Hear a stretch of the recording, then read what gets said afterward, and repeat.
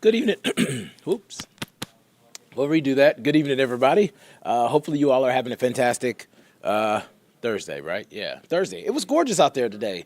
76 degrees was the high this afternoon at Hartsfield Jackson. That's the warmest we've been since November. So, definitely was a great day to get out and about if you were able to do so. I'm sure you enjoyed yourself.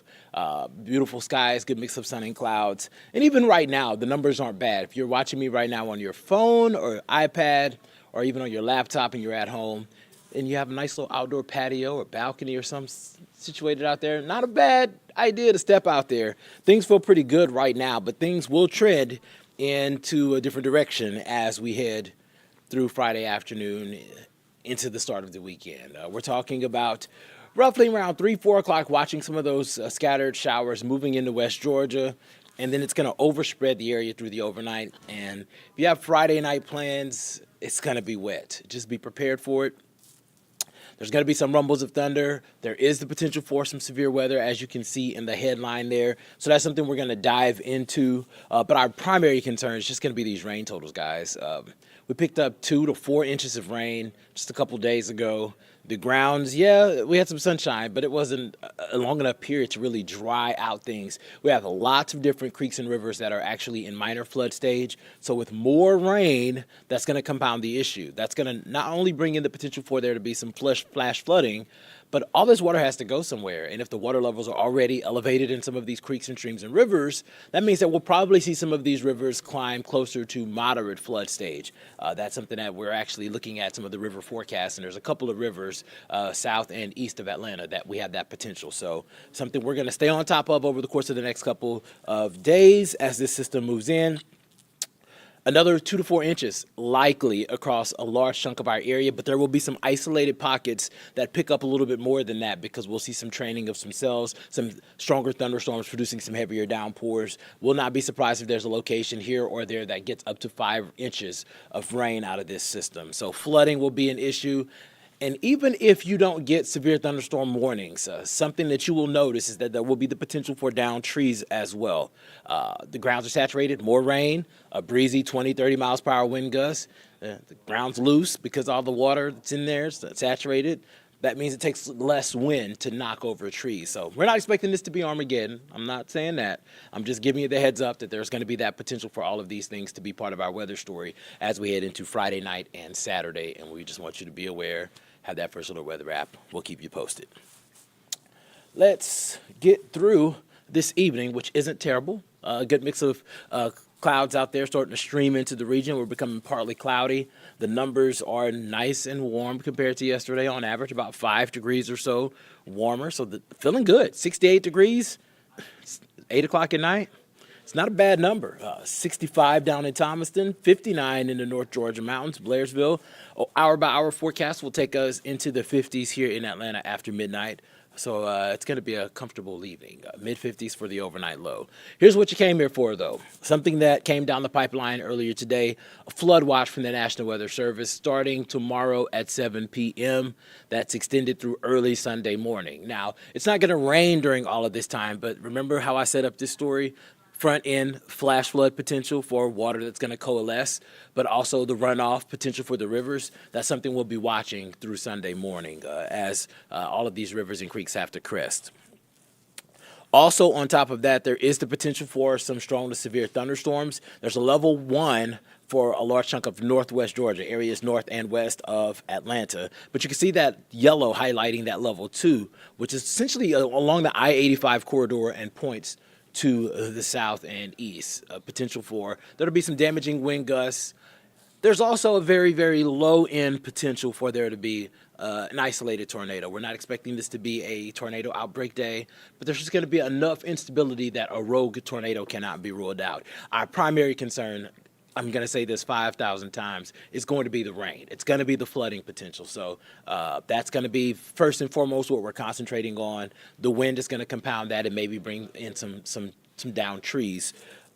On that, closer to 2%-ish risk will be that isolated rogue tornado. And that looks to really be along and south of I-20 where the greatest potential. I'm really going to be watching Middle and South Georgia. I think those areas are just going to be a little bit more prime than will be here.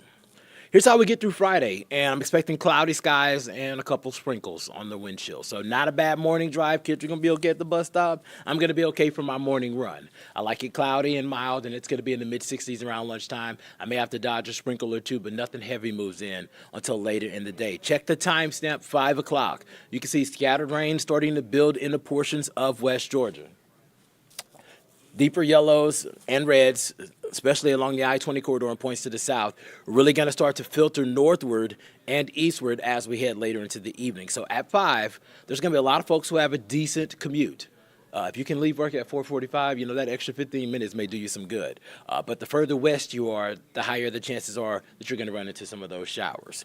That's going to get heavier through the evening. I'm looking at all of you that have dinner plans, date night, game night, bowling night, out in the streets night. Yeah, it's going to be a mess.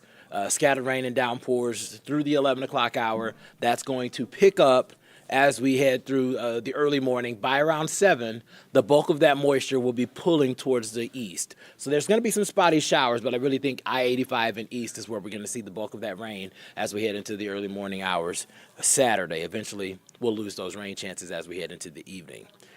Here's a look at the updated totals, and you can see 2 to 4 inches is what we're tracking across a large chunk of the area. I do think that there will be some isolated locations that get a little bit more than that. Guidance has continued to hint at that, and with what we've already collected, there is a significant risk for flooding. Once again, significant risk that we will see some flood warnings that pop up with this system. Heading into Saturday, showers are going to be around earlier on in the day. We're lowering those rain chances as we head into the evening. We're probably going to keep that first alert weather day going just because I do expect there to be some rivers that have risen. And while we're not expecting major flooding, we'll probably be close to moderate flood stage at some point on Saturday as some of these rivers crest. I actually had pulled up a couple of rivers, meteorologist Patrick Pete, Cutter, Martin, and Jennifer Valdez. We were talking earlier, and I'm going to actually pull it up real quick for you. There's 2 rivers specifically that we are watching for the potential for flooding. So if you can work with me, if y'all are in the comment section, go ahead and show me some love, ask your questions while I look this up, because I really want to get these 2 neighborhoods because there's a potential at least for some water to start to rise. I should have pulled this up first, so that is all my bad. I apologize. Rivers and lakes, and we're heading south and east of Atlanta, taking a look at the river forecasts. 20 seconds away, guys. Alrighty, so one of the rivers that we're watching is going to be the Yellow River at Gees Mill Road. That river is forecast to crest at about 16.5 feet on Sunday. Early Sunday, or it looks like it shifted a little bit later in the day, but it's going to crest in what we call moderate flood stage. In that moderate flood stage, there's going to be the potential, specifically Riverside Estates, Traveling Mobile Home Park. There's going to potentially be there's going to be some flooding in the mobile home park. Trailers are probably going to have to be moved to higher ground because if not, several of those mobile homes may flood. There may be the potential for some evacuations in that Rockdale County area as well, as flooding could begin in the Lake Capri subdivision. And this is probably just going to be yard flooding, a little bit of water in the yard. This isn't going to be 2 feet or anything like that, but it's something that you will notice if you live in those areas. That's going to be something that you have to adjust to. And the other river that we are watching, if you can give me one more second.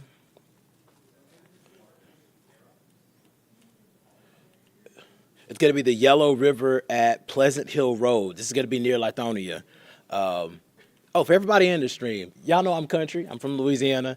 Do you say Lithonia or do you say Lithonia?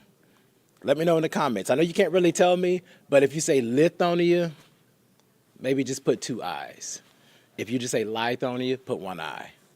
Help me out so I can get this right because, we get the emails about it.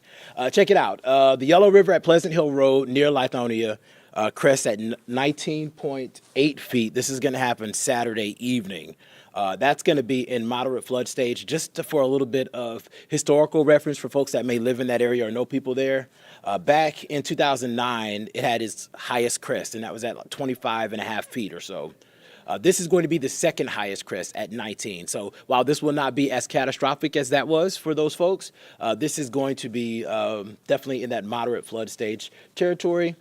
Typically in moderate flood stage, the flooding starts to expand into the woodlands and fields near the river upstream and downstream from the gauge on Pleasant Hill Road. Out in DeKalb County, there's going to be some flooding of some backyard homes in the Harmony Hills Drive and Court areas. Johnson Creek flowing under Union Grove Road into the river will probably back up. And once again, it's that Lake Capri subdivision kind of connected to in between this. You could also start to see some water levels rise because of that. So that's something we will be watching as we push through the weekend. Back to what we were talking about beyond that. Temperatures do trend cooler under a breezy northwest wind by Sunday. We'll get some dry time in there. We'll only top out in the upper 50s, start off in the 40s in the morning. So a little chilly in comparison to what we've been experiencing lately. But numbers start to improve as we head towards Monday into the low 60s, and then we will gradually warm into the 70s. I actually think next week's going to be a pretty solid start to the week. Lots of dry time in there, time for us to dry our lawns out because we're getting close to that time where y'all need to start cutting your grass, to be honest. But also, everybody wants to get out in the streets. Everybody wants to get outside and run, cycle, all of that. We're all trying to get our summer lives together. I know y'all have seen that little button on me, fitting a little snug. I'm working on it. I ate me an umwich for lunch, and I need my outdoor runs to continue that trend. So the weather will be agreeing and pushing me in the direction of doing right. So I don't see any questions in the chat, and I hear some snickers in the newsroom, which is okay. I don't mind. No questions. We're going to continue to fine-tune this forecast, guys. Once again, the big game here is just going to be exactly where those thicker bands, those heavier downpours occur. And regardless of where you are, 2 to 4 inches looks likely for about 75% of us. So that's something that we will be watching as we head through the next 36 hours. So here is that 7-day forecast full screen for you because I want you to be able to soak all this in. Once again, first alert weather days in place for your Friday and Saturday as we're watching this system start to bring some scattered rain into the area tomorrow evening. Really going to get heavy. I think we're going to be tracking some of this. We're actually going to have several Mets on duty through the overnight. The station will not be not manned at all, so we'll be watching all those water levels and also watching any of these thunderstorms that get stronger so that we can alert you to that. The First Alert Weather app is another great tool if you don't want to just sit in front of the TV at 1 o'clock or whenever we're on tracking all of this. All of those updates that we get and push out, whether it's online or on air, we send through the app. Heavy downpours will taper off through the day. I expect the rain to be heaviest in the morning Saturday, clearing out through the evening, trending cooler by Sunday. And then next week, as I already mentioned and alluded to, looks pretty nice. So that's going to give us all opportunities to get outside and enjoy living in the South with pleasant weather. So I'll see y'all tonight at 10. I'm not going to hold you. Obviously, we're going to continue a stream here if you're joining us on Roku, Amazon, Fire Stick, or any of those other Apple TV devices. We are going to be carrying the State of the Union pre-show, which starts in about 15 minutes. We're going to be carrying that here on this channel, as well as carrying the whole State of the Union speech, however long it lasts, and all of the after remarks that typically happen. And y'all know that's always the good part. So I'm going to be watching that, and I hope y'all are too. And then Meteorologist Patrick Pete is going to have a last look at the forecast afterwards on Atlanta News First at 11. Y'all be great.